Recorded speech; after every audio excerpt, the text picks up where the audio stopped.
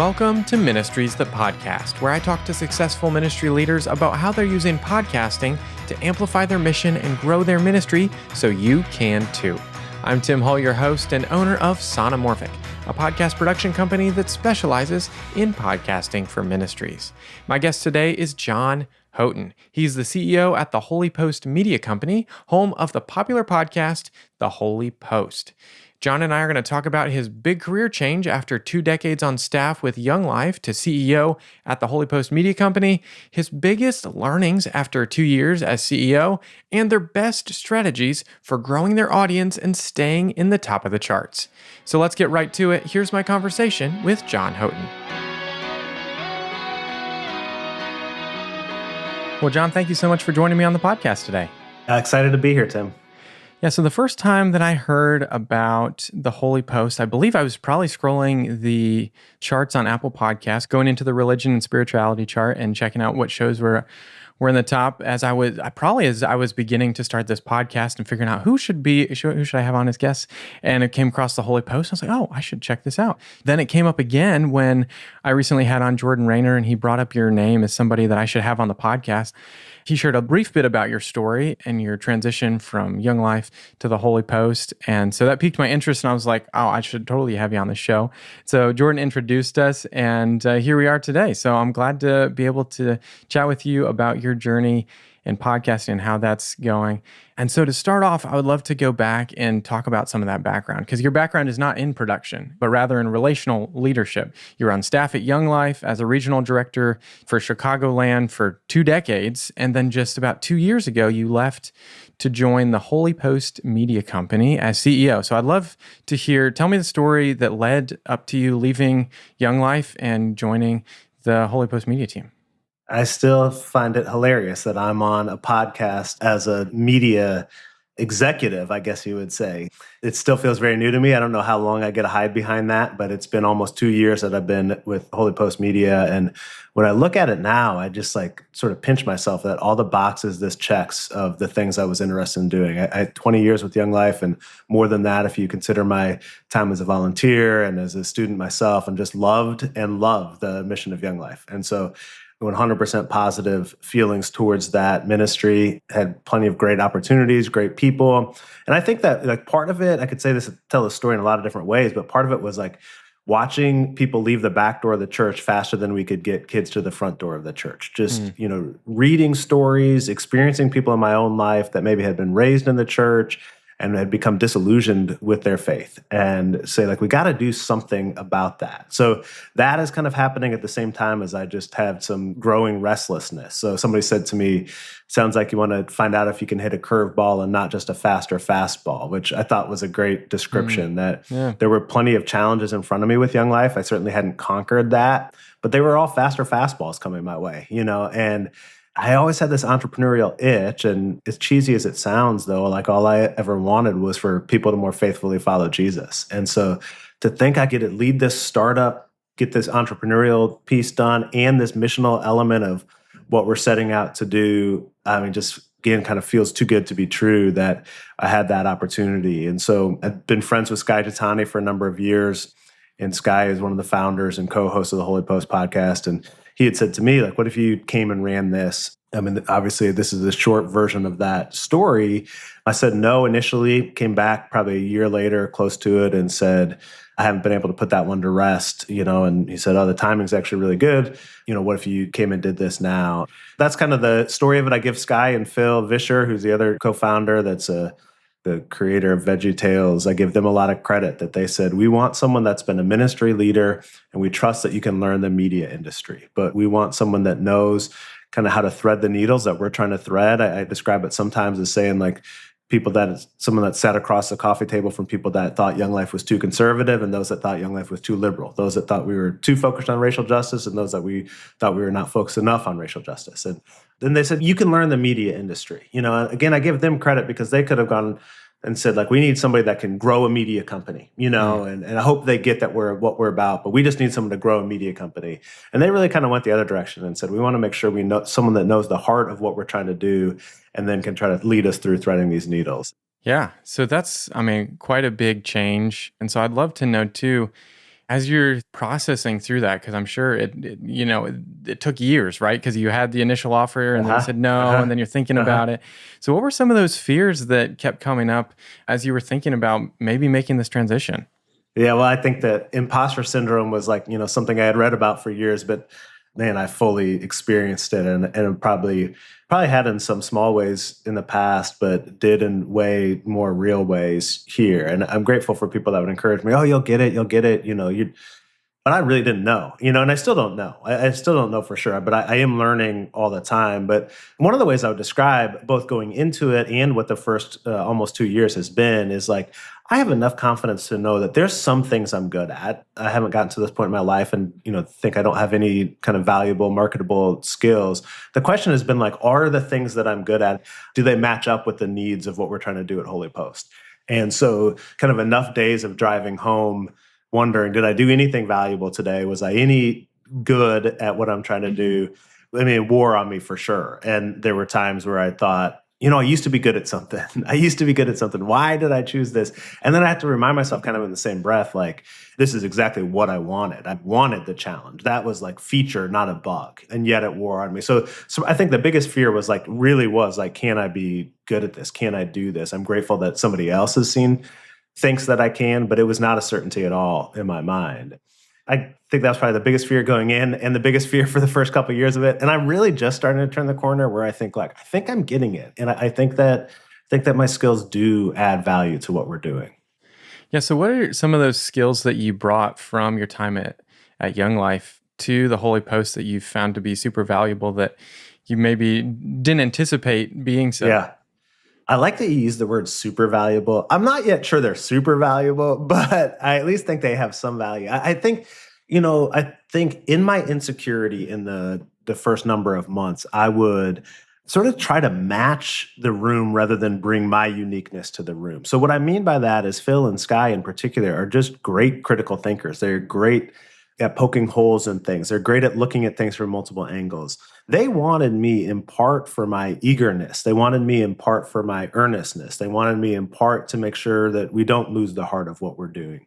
They didn't want me to try to match their level of media industry savvy. They didn't want me to try to match their level of critical thinking ability. And yet, because of my insecurity, I was trying to prove to them, oh, I can do those things. And that's where I am very serious about saying, like, driving home enough days, just feeling like I'm at least going to be true to myself. Nobody had asked me to be anything other than true to myself, but I just was doing that, and I'm like, I'm done with that. I'm going to be kind of eager, earnest John that loves everybody I meet and kind of loves every idea I come across. Like, there's shadow sides of that, but that is who I am. And I think in many ways who I was created to be. And so as I started kind of bringing that more in the way that helps the team internally, but also kind of earning trust with other people in our orbit. This is what was hard for me early on is like, oh, it's great that all our vendors enjoy working with us. That doesn't matter that much in some ways, towards increasing downloads or something. It's great that guests, feel really encouraged by the direction of the Holy Post. But that doesn't add to downloads, or bottom lines.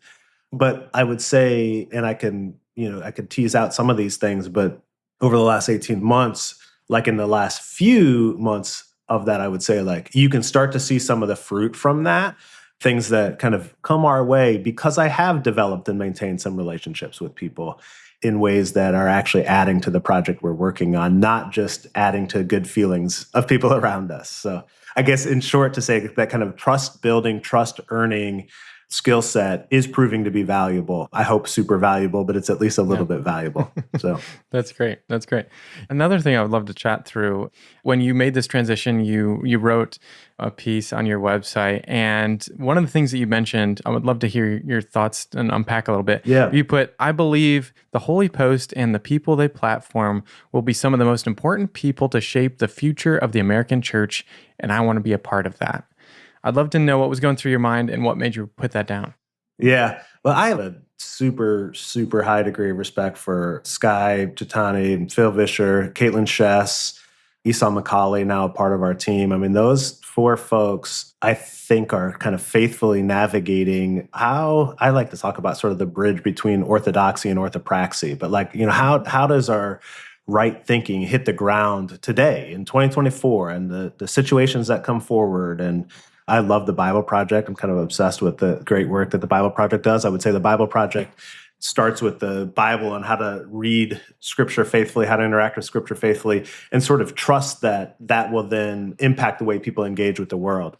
And I would say in some ways, we start the other way around. We say, like, what's going on? And how do we look at that in a faithful Christian way? How do we navigate immigration and the way we're supposed to think about immigration and how that should hit the ground and to do that faithfully? And I just think I'm amazed by the ability for those four folks and kind of the guests that we have on and the people in our orbit to look at those things and connect it to Scripture and connect it to doctrine and to connect it to church history, like amazed by it, just far superior to what I could do on my own. And then I think part of how we've gotten there, and I am using the word we at this point. I don't know that that's fair because like they got there way before I was there.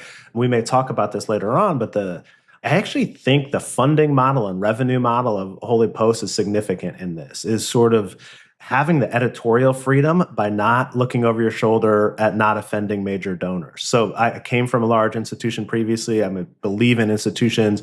So I fully respect that if you're the president of a Christian college and everybody is complaining that you have gone woke, that you have to think about the preservation of your institution. That is your responsibility. You need to be faithful to the Scriptures. You need to be faithful to what God is calling you to. But if you're about to lose half your funding, like you do have to think about that. We want to make sure we're not reckless in this. But the way I say it is if we can sell enough dog food ads and premium subscriptions, then we don't have to look over our shoulder about the type of content we're creating. And so I just wanted to be a part of this group of people that I thought were faithfully trying to figure out how do we navigate things in our world in a way that at times calls us to be prophetic voices and frankly calls us to be prophetic voices in a lot of different directions. And I think they have done that so well. And again, like I said at the beginning, it's like the data and the anecdotes are real that in America, there's a mass exodus of people leaving the church. There's 40 million that have left in the last 25 years. And there's, if projections are right, there would be another 40 million young people alone in the next 25 years. Like that's 80 million people that many of whom are leaving because they're disillusioned with sort of culture war, disillusioned with the way media and Christian media has stoked fear and anger. I want to be a part of saying, like, can we help the church in America be faithful to who God is calling us to be? I don't want to overstate what media can do for that. This is just one lane in there. I come from this highly, highly relational ministry, so I value that as well. But there is a lane for us to do what we're doing. Yeah. And at the Holy Post, it's not just the Holy Post podcast. There are other avenues that you're part of being a media company. So what are some of the other types of media that people might not be as familiar with that is also part of the mission there at the Holy Post? People think of us either as a podcast or maybe a podcast company that trickles out occasional videos, trickles out occasional written work. And we are trying to go from podcast to truly multimedia. And we are trying to go from Phil and Sky to a whole team of contributors. So our irreducible core is that we are theologically orthodox, pro-neighbor, entertaining Christian ideas company. So that's the way we think about our core. So as we launch new things, that obviously there's not a universally shared understanding of what it means to be theologically orthodox, but we would just kind of stack hands on the historic creeds or the Lausanne Covenant and then say pro-neighbor, believing that we should be working for the flourishing of our neighbor, even if they have a different worldview, believing that Christians can thrive in a pluralistic society. At times we would think of this, I would say, pro-pluralism. Well, that can kind of screw people up because like we do have a theological orthodoxy, but a pluralistic society doesn't scare us.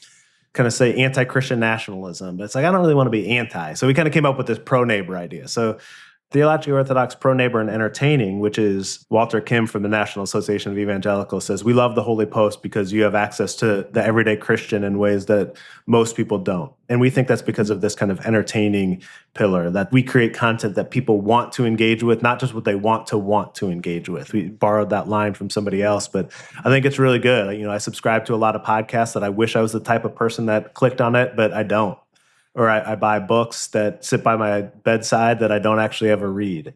We always want to be creating content, it's theologically orthodox, pro-neighbor, entertaining, and kind of moving from Phil and Sky to a whole team of contributors that fit that. And then moving from podcasts primarily to truly multimedia. And so right now, starting next week, we'll have 10 straight weeks of these explainer videos that are coming out, kind of 10-minute videos that we've done some of those, but just pretty sporadically in the past. But creating an infrastructure that allows us to do more of that. We've just moved into a studio so that we will really be increasing our video output. We'll be doing some web development so that, like, our written work, I would say we actually want people to end up on our website, whereas our website right now is like, one built 15 years ago that when this was just a hobby. And then adding infrastructure of people that also allows us to do good work on the written side. And then the fourth medium being in person. So we've done a number of events that kind of brings the community together. And we're very careful about this.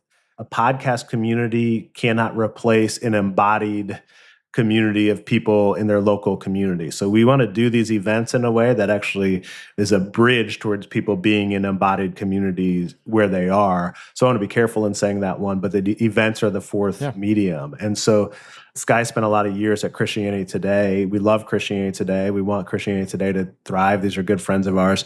But at the time, he would feel frustrated that they were beholden to being a magazine company, and everything was kind of slow to move off being a magazine company. They've since changed. But we are saying, like, we don't want to make the same mistake just with podcasts. And so can we have an infrastructure that allows us to say, whatever medium would best serve this type of content, we are ready to do it in that way. Yeah, that's great.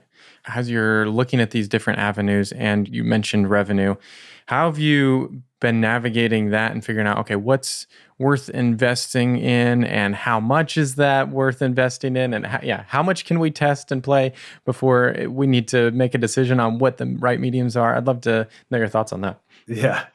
It's another example of where I'm laughing while you're asking the question, because it's like probably everybody feels this way, but you're a guest on the podcast. There's some assumption that you've got this figured out. Podcasts, the medium of podcasts are like inherently not very discoverable. So it's not like Netflix or YouTube where an algorithm feeds you that says, if you like this, you're likely to like the next thing. So that's been part of the remarkable part of the growth of the Holy Post, is kind of how it grew and grew and grew despite that kind of not having discoverability. So we are trying to do a little bit more with YouTube in the way that is probably a funnel to, like, right now our revenue is largely Holy Post Plus, which is just Patreon. We just call it Holy Post Plus. Yeah. That's our biggest form of revenue. And then the second one is advertising on our flagship show. Increasingly, we're going to add other streams of revenue. But right now, anything we do needs to be kind of pointing people towards those things, need to be a funnel towards those things. Sometimes we stretch why we can justify, like, this will be really good to make, and I hope it'll lead to those things, But videos would be an example of that. Like, they are our proven growth strategy in the sense that Phil put out a few videos about the history of race in America post George Floyd. That was this huge inflection point of Holy Post, where then Phil and Sky say, maybe we're on to something. That was kind of the beginning of them calling me. And that's obviously oversimplified in a way, but we have a proven track record that says this. But it's way more expensive to make a 10-minute explainer video than it is to do an interview. So we had to figure that out. And then the other big question in this all the time, and it's an inexact science, even if you are super sophisticated, even if you've spent your whole career in the media industry, it's an inexact science. And so that's one of the things I've had to get over is that, John, this is not because you're new to this, it's an inexact science. What do we put in front of the paywall versus what do we put behind the paywall? We have examples that show us that when we add good premium content behind the paywall, subscribers go up. And so we do have to do that sometimes. And yet, missionally, we want everything in front of the paywall. We want everybody to be able to have access to this, but we also want to be able to be sustainable. And so some things are going to be behind the paywall. I would say the majority of our subscribers, the first half of them were philanthropic mindset. There was no content behind the paywall. It was just help us keep making this content. And then the second half of them, you can see we released something new behind the paywall, big surge in subscribers. So we know there's some level of that. And yet my guess would be everyone that's a subscriber is partly I want that content and partly I want this thing to succeed. I have a couple grids that I use where these like kind of scoring systems Yeah. to say what should be in front versus what should be behind the paywall. But still, at the end of the day, we just say, I don't know, let's try this, So, yeah. Yeah, try to make it as calculated as you possibly can without it being exactly calculated. Exactly. I think a lot of how we've earned trust of the audience is by being critical about white evangelicalism in ways that it deserves to be critical. I would push back on anybody that says that's all that we do, but there's some of that. And some of that, Sky, years ago when he was working at CT, coined the term the evangelical industrial complex. Some of that is just kind of giving people what they want to hear for the sake of making more money. So we've earned trust by being critical of that, which means in part we've trained our audience to have a radar up for things that look and feel like that. That is a very good kind of accountability system, is our audience would not let us get away with things. And I'm grateful for that. And yet I think people understand this thing of like, people deserve to get paid fairly for their work. So if you are doing great work as a content creator, you deserve to get paid fairly for that. We would say to make enough money to sustain what we're doing and grow what we're doing, you would have to have a huge audience to do that 100% ad supported. And probably to get that huge audience, you would probably have to compromise some of your principles to get there. You would have to play in that space of stoking fear and anger or only critiquing one side. So we're unwilling to do that. So then we say, so then the only other way to do it is for some of the content to be free and some of the content to be paid for. And I think if you have that conversation with people, most people say, I can't argue with that. I don't want any of those things to be changed. People should be compensated fairly for the work that they're doing. I don't want you to compromise your principles. Okay, I'm willing to pay $5 a month, for you to be able to continue to do that. So I think transparency, hopefully, is helpful in that.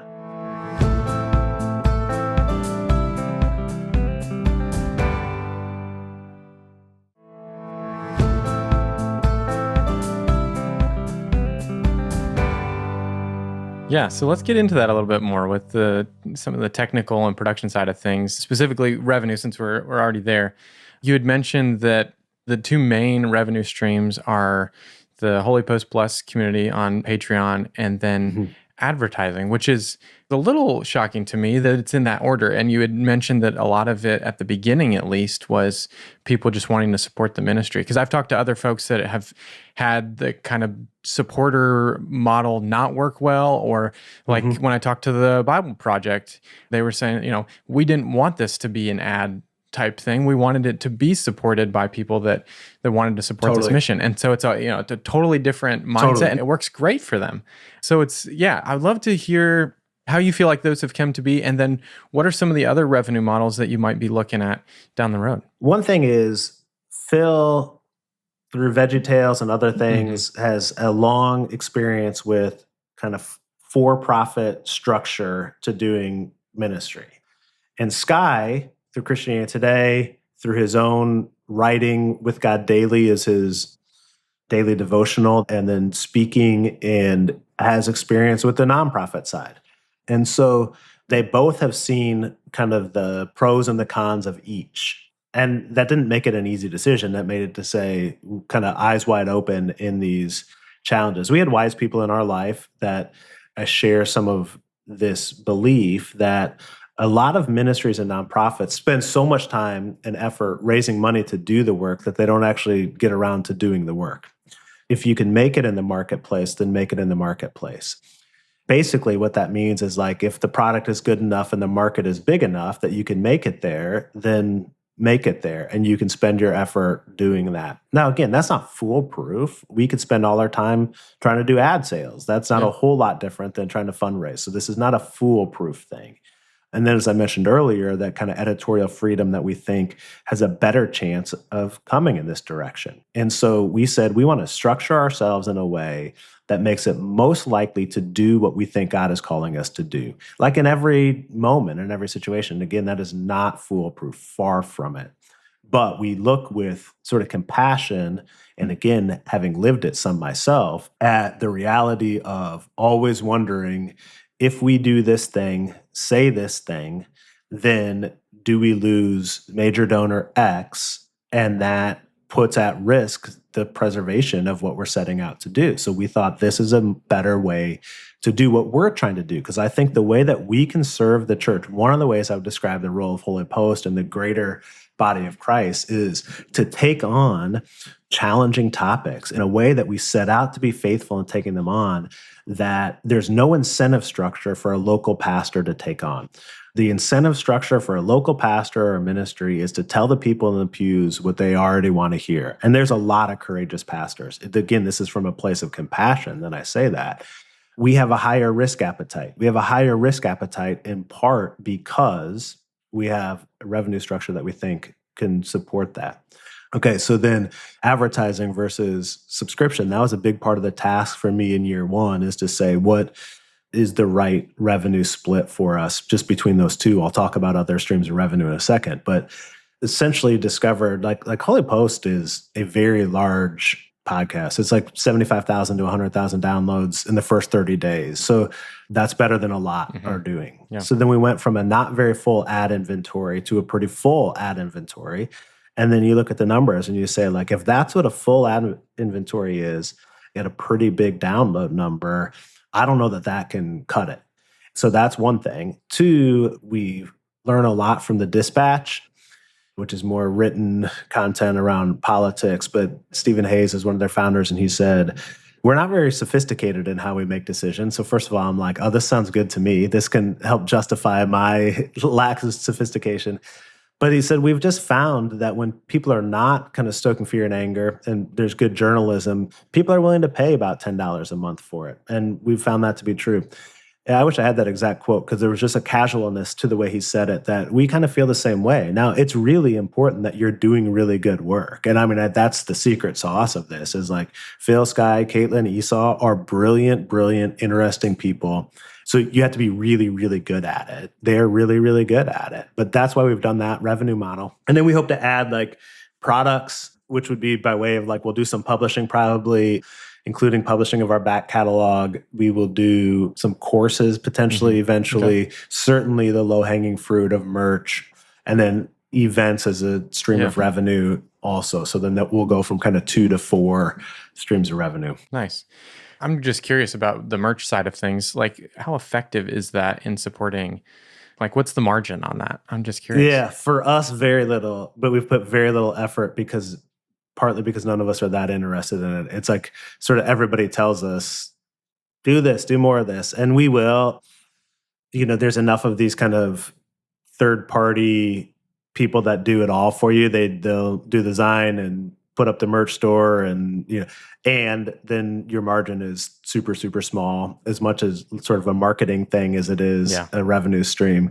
We're in the middle of doing like a rebranding for this kind of all of Holy Post Media, kind of the relationship between the flagship podcast and all the other things that we have and how that all works together. And so once we get done with that, we probably will take a little bit better shot at merch, but I don't have great answers because I haven't been very interested in it, to be honest. Gotcha. Yeah. Another thing that I noticed in listening to the podcast, so on the production side of things here, is that the Holy Post podcast is basically 2 large segments, right? There's the first segment that's a lot of the cultural commentary, and then one of the co-hosts for the last part of the episode, usually it's like a 2/3, 1/3 kind of a relationship, then has an interview. And I would love to hear, how has that format served the audience? And then have you ever thought about splitting those out? Yeah. Because they could be, I guess, right? Totally. We have thought, and we did an 8-week trial period where we did split them, which I fully anticipated that at the end of that 8 weeks, we would be splitting them. And then we ended up putting them back together. So kind of the reasons for attempting to split them is, I think if somebody loves the Holy Post podcast, like if they love the Holy Post, and there's a lot of people that like love it, not just like it, they're like deep loyalty to this. Yeah. There's probably 6 qualities of that person. They appreciate humor. So the first half of the podcast is often, especially the first 6, 8, 10 minutes, is silly. So there's appreciate humor. You have to kind of care about what's going on in the world, be involved in what's going on in the world, care about social, political issues.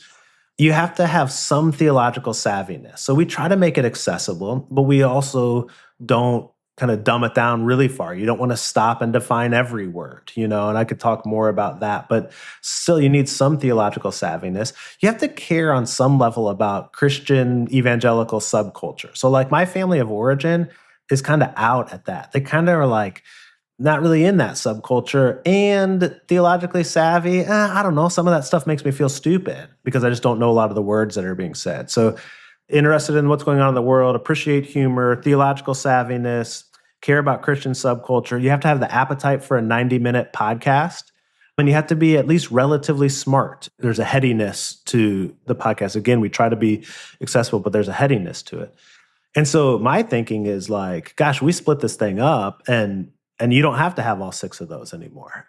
We have some like institutional leaders, academics that love the show and are like, man, it's hard for me to share it with people because that first third is silly sometimes, and 90 minutes, gosh, that's a hard entry point. And basically what we discovered, I'll hurry this story up and say we discovered that our numbers didn't go up the way that we thought that they would go up. We thought that there's more ad inventory this way. We thought the downloads would go up.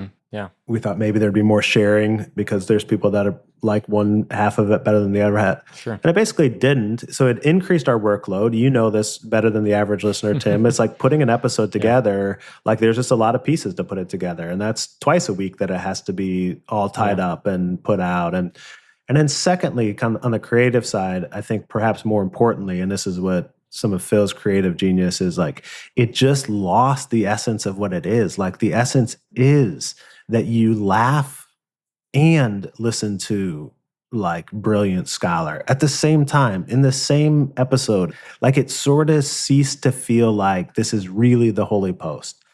And so when the numbers didn't justify it and the work increased a little bit and it felt a little like you kind of lost it, we said, let's go back to putting it all as one.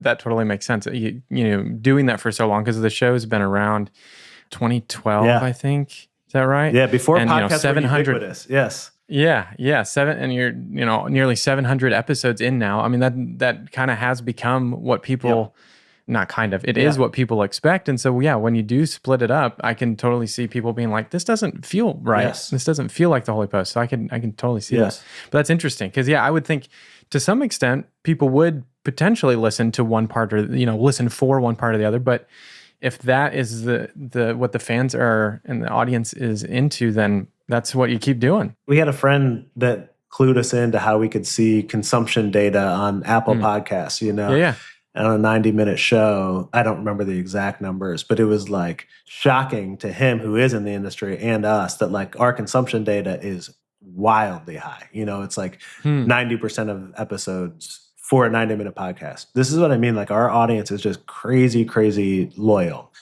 So that was the other potential thing you could have discovered in that split was to say, oh, what people really love is the news segment, or what people really love is the interview segment. No, it was even. I mean, it was pretty much even. So great. We learned that. Yeah, that's great. Yeah. So if you are listening and you don't know about the consumption chart, so in Apple Podcast Connect, you can actually go in and see the way in which people are listening to your show and how much or how little the decline is from beginning to end. And usually like a good podcast episode is going to be 75 to 85%. That'd be good. And so 90% is great. There's other platforms like YouTube where 35% is great. It's interesting how platforms are different in that regard and benchmarks.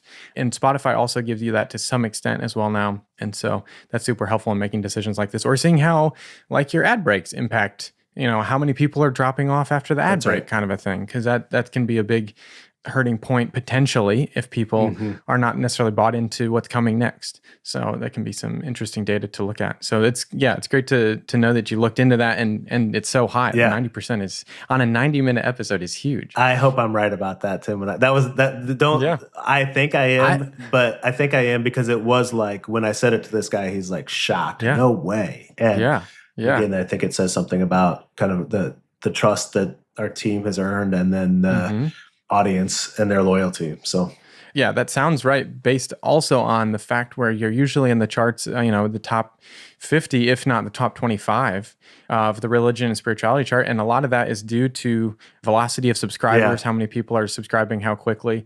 And a lot of that then is due to people sharing it and discovering it. Because as we talked about before, as you mentioned before, discoverability on podcast is pretty low. There's not an algorithm serving up content as much. Spotify's trying to do that on their platform. YouTube is the place that people find new podcasts, which is crazy. Yeah, it's why being on YouTube is a good idea, even if you might not put the full episode, the full video on it, for example, which is what I do with my show. I just put a graphic in the audio, and then it's like, if people discover it, great. Yes. But at least it's there for discoverability. And then obviously, like, as we were talking about too, video, I tell people that 3X is the work that goes into creating the content, because then you have to edit the video, and then there's other deliverables, and then so it's definitely beneficial to do, but there's a lot of work that goes into it for sure. So I'd love to know too, what have you found to be some of the keys to your content strategy to help the podcast stay in the top of the charts? Some of the things I've learned just as I asking the same types of questions as I first get started to figure all this out. Phil and Sky, I think I'm right on this, have never missed a Wednesday release in those 12 years of new content.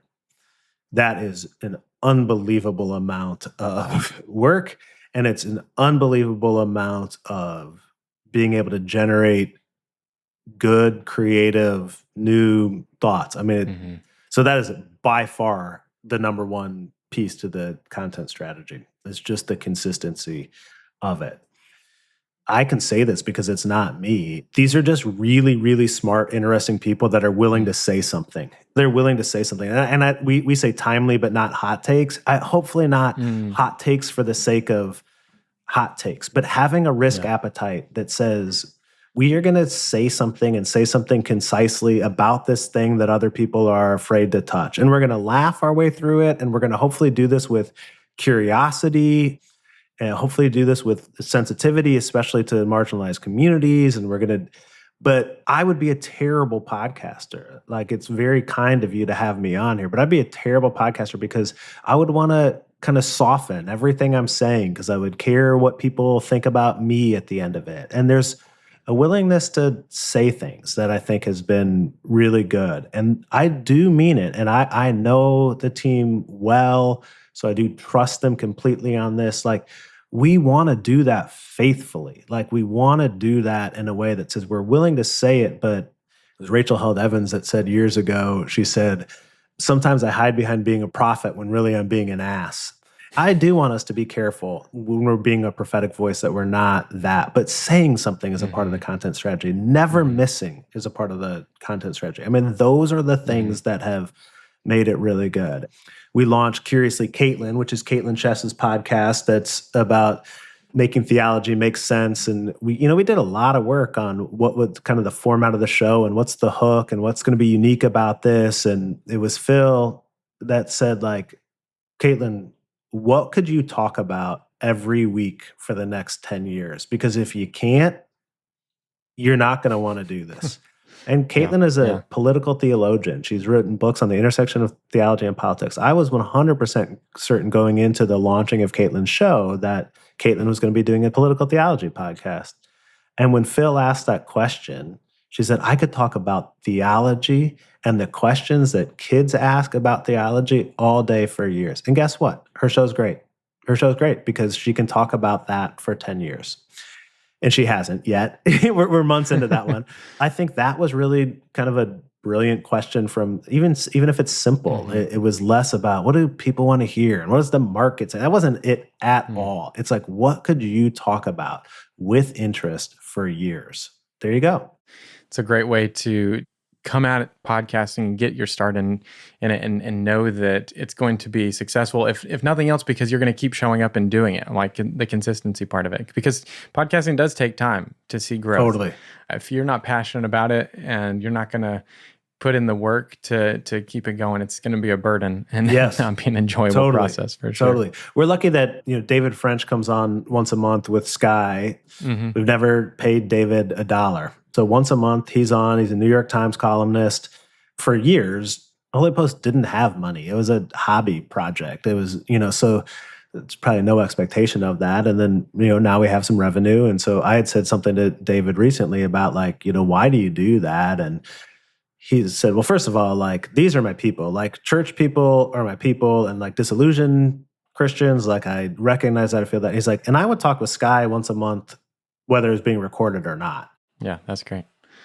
All right. Well, before we go to the high pass segment, as we come to a close of the episode, what are you excited about for the future of the Holy Post? We are like at an inflection point right now of like this vision that I have, said with you and with many others is now we get to start executing on it. We have a little bit of capital to spend on executing this in a way to say we can build out more of an infrastructure for these different mediums. We have added voices. So adding Esau McCauley to the team was like one of a few places I would say like this was proof of concept that like really high quality, smart, interesting people want to be a part of what we're doing. And, Esau said like the main reason I'm joining the team is because I think we can do more together than, we could on our own. And so I would rather do this. So we're launching his podcast here in a couple of weeks.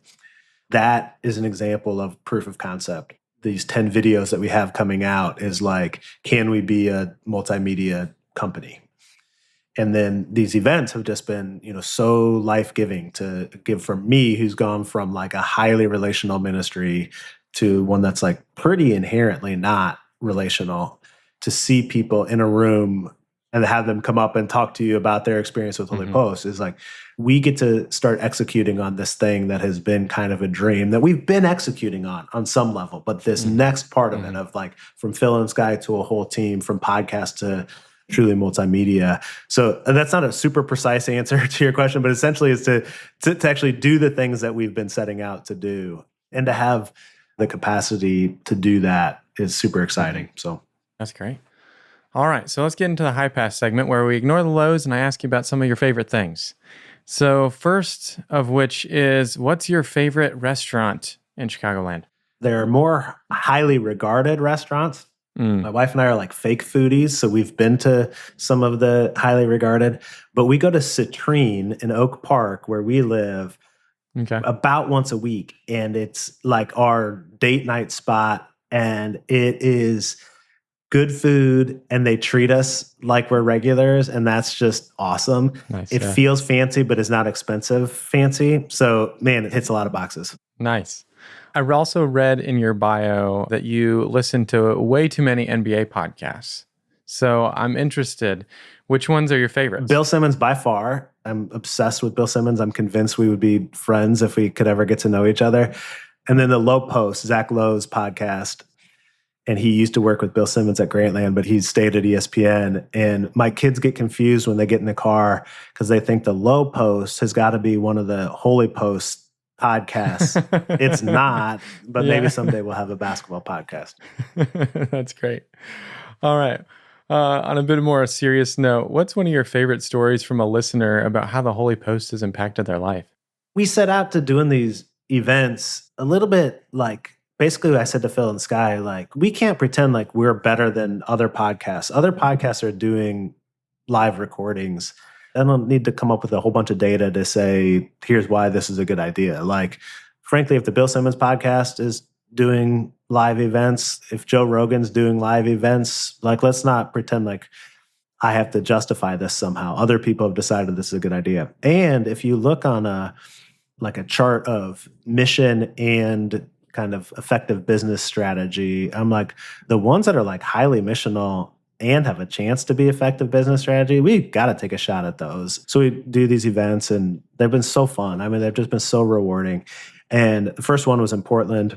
Basically, the way we've done these events have just been if Sky or Caitlin, basically Phil doesn't travel and speak very much anymore, but if Sky or Caitlin is speaking somewhere, then we put on an event there. Caitlin was speaking at something at George Fox University, so we did an event in Portland. And there was a guy there that said he drove 3 hours to get there by himself. He said, I had fully deconstructed, haven't been in a church for 4 years, but I never stopped listening to the Holy Post. He said, for the last 3 weeks, my family and I have been back in church, and it's been great. So another one of those where we describe our audience oftentimes as people standing at the back door of the church saying, give me one good reason not to leave. Sometimes there's people that have left. Sometimes there's people like me that sits in the front pew of my church and was listening to the Holy Post faithfully before. So we go in both directions from there. But that sweet spot is people that are saying, give me one good reason not to leave. And here it is, this guy, that's the way we talk internally. And here it is, this guy, not knowing those are the words that we use, saying that. The next event was in Dallas, and the guy stands up in the question and answer time and said, I heard you say recently, and it was this line of people standing at the back door of the church. And he said, you're the reason we haven't left. Again, what we want is people in embodied communities trying to more faithfully follow Jesus together. Usually that looks like church. Yeah. Some people have been hurt by the church, and so that is challenging for them. But that's what we want. And so to hear those stories using the same words that we use internally is what's happening in their lives, makes it worth it. Yeah, that's huge. That's huge to hear your audience repeat it back to you like that. That's right. That's great. All right. Well, as we close, Jon, who else do you think would be a great guest for this podcast? I've got two ideas. So one is Paul Colligan, who runs Podcast Partnership. Okay. He's a very faithful Christian guy that he just so kind to me in helping me learn the podcast industry out of his desire for Holy Post to succeed. And so he's got plenty of wisdom around podcasting. And then the second one would be a pastor friend of mine, Jeff Krajewski, and I can get you his information, but I think he fits the profile of what you all are doing. Is he's expanded his influence in Indianapolis through, he is white and he and an African-American pastor co-host the show, kind of through that have ended up doing a ton of work together in the city of Indianapolis. Jeff and Reverend Moore would be great. Yeah, that sounds great. Well, Jon, thank you so much for taking the time to be on the podcast today amongst your, I'm sure, busy schedule as you're working on executing all of these plans that you're talking through. So I really appreciate your time. No problem. I'm flattered anytime anybody thinks I could be an expert on podcasting or media. So I'll say yes to anybody that says I have something to offer that. All right. Well, thanks, Jon. You have a great rest of your day. Thanks, Tim. You too.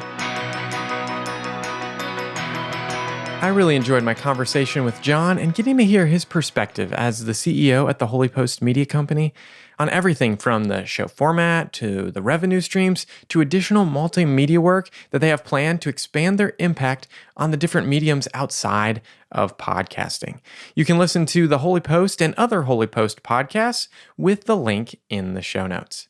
Well, that's going to do it for this episode of Ministries That Podcast, produced by Sonomorphic. If you enjoyed today's episode, follow or subscribe to the podcast and share it with a friend. That's the best way to get the word out so together we can help more ministries grow and thrive through podcasting. Now come back in 2 weeks to hear my conversation with Rebecca Hanna. She's the president and CEO of Anchored Hope Virtual Counseling and host of This Versus That, conversations that explore what we think and why we think it. Rebecca and I are going to talk about the hurdles she had to overcome as they started their podcast, how they've booked well-known performing artists, authors, and podcasters to guest on their show, and the relationships and opportunities that have developed out of being a podcast host. Well, until next time, keep encouraging your audience as they follow Jesus.